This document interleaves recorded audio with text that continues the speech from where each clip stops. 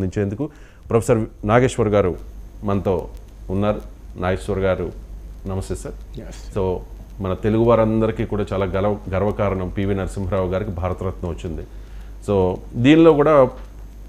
దీన్ని కూడా రాజకీయం చేస్తున్నట్లుగా కొంతమంది మాట్లాడుతూ ఉన్నారు. సో భాగ్య విధాతకు భారతరత్న మన పివికి అత్యున్నత పౌర పురస్కారం.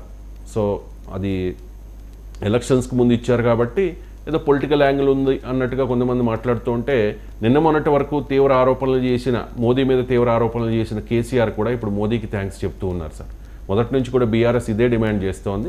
సో ఆ డిమాండ్ అంగీకరించినందుకు ధన్యవాదాలు అంటూ. సో కాంగ్రెస్ విస్మరించింది పివి నరసింహారావునని మొదటి నుంచి ఆరోపణలు ఉన్న నేపథ్యంలో, సో కాంగ్రెస్ విస్మరించిందన్న ఆరోపణలు ఉన్న పివికి భారతరత్న ఇవ్వడం ద్వారా ఏ రకంగా అర్థం చేసుకోవాలి? దీనిలో ఉన్న పొలిటికల్ యాంగిల్ ఏమై ఉండవచ్చు? నరేంద్ర మోడీ ప్రధానమంత్రి అయ్యాక ఒకటి మాత్రం వాస్తవం, పద్మ అవార్డుల్లో గుణాత్మకమైన మార్పు వచ్చింది. అంటే రాజకీయ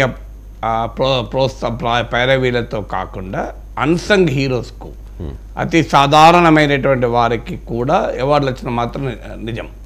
ఒక మన చెట్ల రామయ్య, మన మొగలయ్య, వీళ్ళంతా చాలా అన్సంగ్ హీరోస్. వీళ్ళు పైరవీలు చేసుకుంటారని కూడా ఎవరు నమ్మలేడు. అతి సాధారణమైన కళాకారులకు, సామాజిక సేవా కార్యకర్తలకు, అసలు ఎవరు గుర్తింపు కూడా పొందినటువంటి వారికి కూడా గుర్తింపు వచ్చిన మాట నిజం. ఆ రకంగా పద్మ అవార్డులో ఒక క్వాలిటేటివ్ చేంజ్ నరేంద్ర మోడీ ప్రభుత్వం తీసుకొచ్చింది. దానికి మోడీని అభినందించాలి. అది గతంలో అసలు పద్మ అవార్డులు ఎవరికి వచ్చేది కూడా ఎవరికి అయ్యేది కాదు. దీనికి కారణం ఏంటంటే ఒక విస్తృత ప్రజా భాగస్వామ్యాన్ని ఈ అవార్డులో కల్పించారు. అంటే ఎవరైనా ఈ అవార్డుకు ఎవరినైనా రికమెండ్ చేయవచ్చు. అంటే అదేదో రాష్ట్ర ప్రభుత్వాల నుంచి వచ్చిన కొన్ని పేర్లను చూసుకొని కేంద్ర ప్రభుత్వ నిర్ణయం అనే ప్రక్రియ కాకుండా, దీన్ని జనం నుంచే ఒక సూచనలు తీసుకొని వచ్చేటువంటి ప్రక్రియ మొదలైంది. ఈ ప్రక్రియ ఎప్పుడైతే మొదలైందో చాలామంది తమకు తెలిసిన వారిని రికమెండ్ చేయడం అనేది మొదలైంది. అందువల్ల పద్మ అవార్డులో వచ్చినటువంటి ఈ మార్పును స్వాగతించాలి. అయితే అదే సమయంలో పూర్తిగా రాజకీయ ఛాయలు లేకుండా పోయాయా అని కనుక అంటే ఆ ప్రశ్నకు లేదోనే సమాధానం. అందువల్ల ఒకవైపు అన్సంగ్ హీరోస్కు, ఏ రాజకీయ ప్రోద్బలాలు పైరవీలు లేని సాధారణ కళాకారులకు గుర్తింపునివ్వడం అనేది ఒక డెఫినెట్గా అప్రిషియబుల్. కానీ అదే సమయంలో మీరు చూస్తే కాంగ్రెస్ పార్టీకి గులాం నబీ ఆజాద్ తలనొప్పిగా మారి ఆయన జీవితమంతా పదవులు అనుభవించి కాంగ్రెస్లో ముఖ్యమంత్రిగా, కేంద్ర మంత్రిగా, విపక్ష నేతగా, చివరకు లాస్ట్ టైం కూడా నాకే మళ్ళీ రాజ్యసభ అవకాశం ఇవ్వాలి, ఆయన వచ్చిన రాష్ట్రం నుంచి ఎమ్మెల్యే లేకపోయినా అన్నప్పుడు కాంగ్రెస్ కాదంటే, అప్పటిదాకా కాంగ్రెస్ వాదిగా ఉన్నవారు ఒక్కసారిగా మారిపోయాడు. ఆయన మారిన మరుక్షణమే మోడీ ఆయనను పొగిడి ఆయనకు పద్మభూషణ్, పద్మవిభూషణ్లు ఇలాంటి అవార్డులన్నీ పద్మ అవార్డు ఇవ్వడం జరిగింది. భూషణ గుర్తులేదు. కానీ అందువల్ల రాజకీయపరమైన కోణం లేదా అంటే కాంగ్రెస్లో గులాం నబీ ఆజాద్ కన్నా సేవలు అందించిన నేత లేడా? కాంగ్రెస్లో పొలిటికల్ స్టేచర్ ఉన్న నేత, అంటే అన్ని పార్టీల వాళ్ళు గౌరవించే పొలిటికల్ స్టేచర్ ఉన్న నేత కాంగ్రెస్లో లేరా? ఒక ఏకే యాంటోనియో, మల్లికార్జున్ ఖర్గేకో ఎందుకు ఇవ్వలేదు? ఎందుకు గులాం నబీ ఆజాద్కే ఎంపిక చేసుకొని ఇచ్చారు? చాలా స్పష్టంగా దాంట్లో రాజకీయం క్లియర్గా కనబడుతుంది మనకు. సో అందువల్ల పొలిటికల్గా లేదు అని ఎవరం అనలేము. సో ఆ పాలిటిక్స్ డెఫినెట్గా ఉన్నమాట నిజం. ఇప్పుడు అవార్డులు కూడా తీసుకుంటే ఈ ఇయర్ 5గురికి ఇచ్చారు. ఒక్కసారి మనకు చరిత్ర అంతా తీసుకుంటే భారతరత్న చాలా అరుదుగా ప్రకటిస్తారు. సో పద్మ అవార్డులు, ఇతర అవార్డులు ఉన్నాయి, పద్మవిభూషణ్, పద్మభూషణ్, పద్మశ్రీ, అవి రెగ్యులర్గా ప్రకటిస్తారు. కానీ భారతరత్న చాలా రేర్గా ప్రకటిస్తూ ఉంటారు. కొన్ని సంవత్సరాల పాటు ఎవరిని కూడా ప్రకటించారు. కానీ ఈసారి ఏకంగా 5గురు, అంటే 70 ఏళ్ల పద్మ అవార్డుల చరిత్రలో ఒకే సంవత్సరం 5గురికి ఇవ్వడం అనేది జరగలేదు. ఆ 5గురికి కూడా వరుసగా విడతల వారీగా వస్తుంది. అంటే ఒక్కసారిగా 5గురికి కూడా ప్రకటించలేదు. అది కూడా ఎన్నికలకు ముందు ప్రకటించారు. సో సహజంగా ఎన్నికలకు ముందే వస్తాయి అవి, ఎందుకంటే ఇదే పీరియడ్ పద్మ అవార్డు ప్రకటన. ఈ ఏడాది ఎన్నికలు ఉన్నాయి కనుక ఎన్నికల కొరకే ప్రకటించారని చెప్పలేము. కానీ 5గురికి భారతరత్న భిన్నమైన రాజకీయ కోణాలున్న రాజకీయ నాయకులకు ఇవ్వడం, అది ఎన్నికల ముందు జరగడం ఒక ఆటోమేటిక్గా రాజకీయం అవుతుంది. దాంతోపాటు ఈ భారతరత్న అవార్డులో అనంతర రాజకీయ పరిణామాలు కూడా ఉన్నాయి.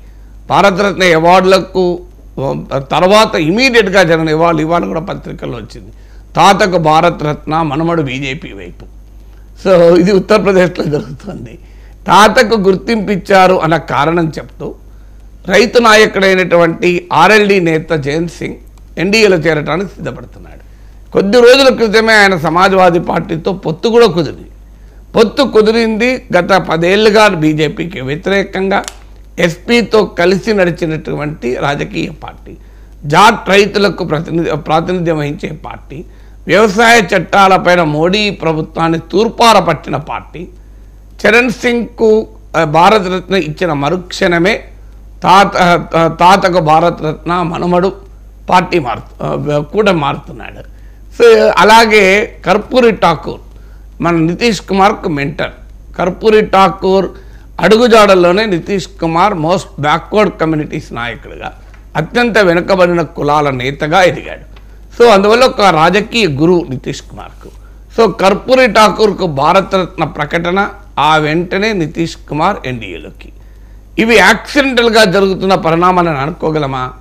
సో ఇప్పుడు మూడవ పరిణామం వచ్చింది. పివి నరసింహారావుకు భారతరత్న, మోడీకి థ్యాంక్స్ చెప్పిన కేసీఆర్. థ్యాంక్స్ చెప్పడం తప్పని ఎవరు అనడం, థ్యాంక్స్ చెప్పడంలో కూడా రాజకీయ కోణం ఉందని విమర్శించడం కూడా సరైనది కాదు.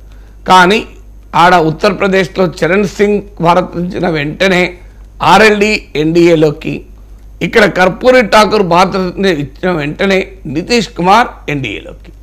ఈ రెండింటిని కంటిన్యూస్లో చూస్తే మూడవది ఎక్కడో కుచ్ డౌట్ ఆతాయి. సో అందువల్ల కేసీఆర్ ఎందుకు థ్యాంక్స్ చెప్తున్నాడు? థ్యాంక్స్ చెప్పే క్రమంలో కాంగ్రెస్ను విమర్శించారు. పీవీని కాంగ్రెస్ అవమానించిందని మరోసారి చెప్పారు. అయితే ఒక్కటి మాత్రం నిజం, బీఆర్ఎస్ మొదటి నుంచి కూడా పివి నరసింహారావు భారతరత్న ఇవ్వాలని అడుగుతూ వస్తుంది. అడగడంలో కూడా మళ్ళీ రాజకీయమే. ఎందుకంటే పివి నరసింహారావు తెలంగాణ బిడ్డ. కాంగ్రెస్ పార్టీ జాతీయ నాయకత్వానికి ఉన్న విభేదాలు అందరికీ తెలుసు. అఫ్కోర్స్ ఇవాళ సోనియా గాంధీ కూడా హర్షం ప్రకటించింది. సో కేసీఆర్ హర్షం ప్రకటించలేదు, థ్యాంక్స్ చెప్పాడు మోడీకి. హర్షం ప్రకటించడం, స్వాగతించడం, ఆహ్వానించడం సహజమే. తెలంగాణ ముఖ్యమంత్రి రేవంత్ రెడ్డికి కూడా ఆలస్యమైన హర్షం ప్రకటించారు. సో ఆలస్యం చేసింది ఎవరు అనే క్వశ్చన్ కూడా వస్తుంది. మోడీ ప్రభుత్వమైనా ఆలస్యం చేసింది, కాంగ్రెస్ ప్రభుత్వం కూడా 10 ఏళ్ళు ఉన్నది కదా, ఇవ్వలేదు కదా. సో అందువల్ల రాజకీయ పార్టీలకు అతీతంగా నేతలు హర్షం ప్రకటించారు. కానీ థ్యాంక్స్ చెప్పడంలో బీఆర్ఎస్ క్లియర్గా పంపిస్తున్న మెసేజ్ ఏంటంటే పీవీకి భారతరత్న అది బీఆర్ఎస్ కృషి వల్ల వచ్చింది అన్న సంకేతం. సో బీఆర్ఎస్ డిమాండ్ చేసిన మాట నిజం, దానికి ఏం అనుమానం లేదు. ఆ డిమాండ్ చేయడంలో కూడా కాంగ్రెస్ని ఇబ్బంది పెట్టాలన్న రాజకీయ కోణమే తప్ప మరో కోణం కాదు. అంటే తెలంగాణ అస్తిత్వ ప్రతీకల్ని కాంగ్రెస్ వదులుకుంటే మేము ఓన్ చేసుకున్నామన్నది కూడా ఆనాడు నుంచి కూడా బీఆర్ఎస్ ఒక రాజకీయ సంకేతాన్ని పంపింది. ఇప్పుడు ఎలాగైతే కేసీఆర్ డిజైన్ చేసుకున్న జయ జయ హే తెలంగాణ అందశ్రీ గీతాన్ని కేసీఆర్ ఇగ్నోర్ చేసిన ప్రజాయుద్ధ నౌక గద్దర్ను, కేసీఆర్ ఇగ్నోర్ చేసిన జేఏసీ చైర్మన్ కోదండరామ్ను, ఇలా వీళ్ళందరినీ కూడా తెలంగాణలో కాంగ్రెస్ ప్రభుత్వం ఓన్ చేసుకుంటుంది. ఓన్ చేసుకోవడం ద్వారా తెలంగాణ అస్తిత్వ సంకేతాన్ని ఓన్ చేసుకునే ప్రయత్నం చేస్తున్నారు. అందుకే బీజేపీ నాయకుడు రఘునందన్ రావు శంకరమ్మకు ఎందుకు రాజ్యసభ పంపరు అని అడిగాడు. సో ఆయన కూడా ఒక ఎత్తుగడగని ఇవన్నీ. సో ఇలా ఎత్తుగడలుగా రాజకీయ నాయకులు చేస్తూ ఉంటారు. అయితే ఇది కేవలం పివి నరసింహారావుకు భారతరత్న ఇవ్వడం మా వల్ల జరిగింది. ఆ క్రెడిట్లో బీఆర్ఎస్ కూడా భాగస్వామ్యం ఉంది. ఎందుకంటే పివి కూతురుకు శాసన మండలి స్థానం కూడా కల్పించారు. అందువల్ల మేము నిజంగా పీవీకి ఆ గౌరవాన్ని ఇచ్చింది. మోడీ ఆ గౌరవాన్ని అంగీకరించి ఆయన కూడా గౌరవం ప్రకటించినందుకు థ్యాంక్స్ చెప్పారా? లేదా యూపీలో బీహార్లో జరిగిన పరిణామాలు భారతరత్న ఇవ్వడంతోనే అక్కడి రాజకీయాల్లో మిత్రులు మారిపోయారు. ఆ పరిణామం ఇక్కడ ఏమైనా జరుగుతుందా అనేది ఒక్కడో చోట క్వశ్చన్ ముందుకు వస్తుంది. ఆ క్వశ్చన్కి ఇప్పటికిప్పుడు కంక్లూజివ్ ఆన్సర్ లేదు. బట్ ఆ క్వశ్చన్ అయితే వస్తుంది. ఆ క్వశ్చన్ రావడానికి రాజకీయ పరిణామాలు, తెలంగాణలో కాంగ్రెస్ అధికారంలో ఉండడం, కాంగ్రెస్ను వ్యతిరేకించడం, ఒకవైపు బీజేపీ మరోవైపు బీఆర్ఎస్ చేయడము, ఈ పరిణామాలు అనేది ఒక ఫ్యాక్టర్. అయితే బీఆర్ఎస్ బీజేపీ కలుస్తుంది అన్న భావన అసెంబ్లీ ఎన్నికల్లో రెండు పార్టీలు దెబ్బతీసింది. అందువల్ల ఇప్పుడు మరి నిజంగానే కలిస్తే అది పార్టీకి ఎంత రాజకీయ నష్టాన్ని ఇస్తుంది అనే ప్రశ్న మాత్రం ఉంది.